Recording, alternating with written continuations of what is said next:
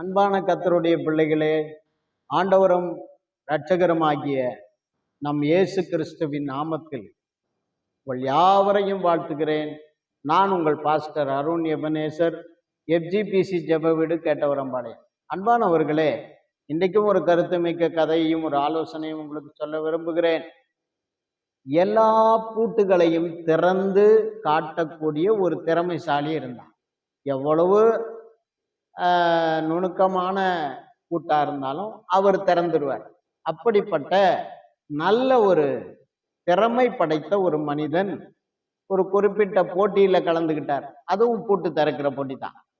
உடனே என்ன பண்ணினார்கள்னு சொன்னாக்கா, நாங்கள் இன்றைக்கு உனக்கு ஒரு போட்டி வைக்க போகிறோம் என்று சொல்லி அவரை ஒரு இடத்துல ஒரு பெரிய ரூம்ல தள்ளி கதவை பூட்டி அது மேல பூட்டு போட்டாங்க.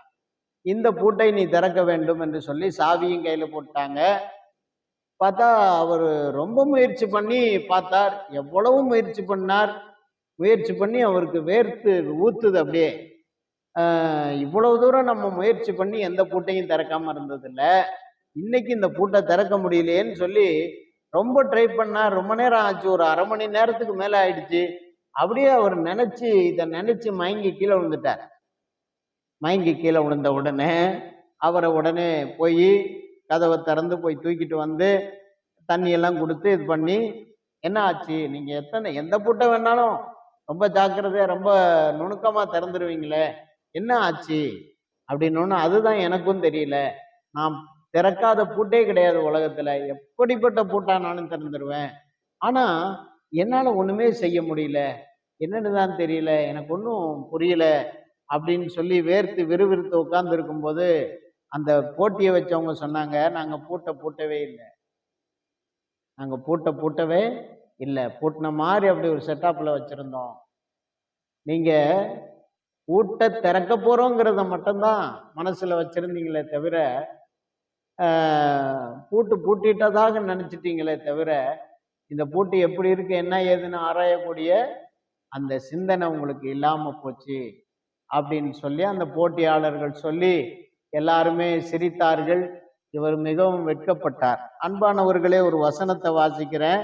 நீதிமொழிகள் 3ஆம் அதிகாரம் 5ஆம் வசனம், உன் சுய புத்தியின் மேல் சாயாமல் உன் முழு இருதயத்தோடும் கர்த்தரில் நம்பிக்கையாயிருந்து என்று எழுதியிருக்கிறது. அன்பானவர்களே, நாம என்னைக்குமே ஒரு நல்ல காரியத்தை செய்யும் போது சுய புத்தியை சாயாமல் நாம் கர்த்தரிடத்துல நம்பிக்கையா இருந்தோம்னா நமக்கு எந்த விதமான பிரச்சனையும் வராது. இந்த கதையை கேட்டவங்க ஒவ்வொருடைய வாழ்விலும் நீங்க என்ன நினைக்கிறீங்க என்பதை கமெண்ட்ல சொல்லுங்க. லைக் பண்ணுங்க, முடிச்சிருந்தா, அந்த கதை பிடிச்சிருந்தா லைக் பண்ணுங்க, பிறருக்கு ஷேர் பண்ணி விடுங்க, பலரும் பார்க்கட்டும்.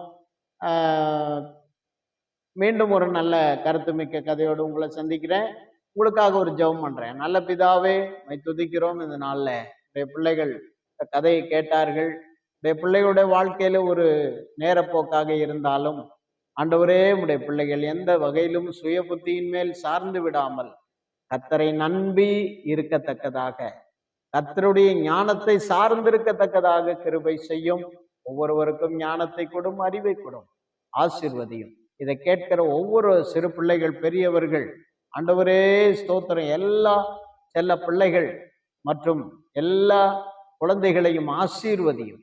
இயேசுவின் நாமத்தில் ஜெபிக்கிறோம் நல்ல பிதாவே, ஆமென். மீண்டும் ஒரு நல்ல கருத்துமிக்க கதையோடு உங்களை சந்திக்கிறேன். கர்த்தர் உங்களை ஆசீர்வதிப்பார்.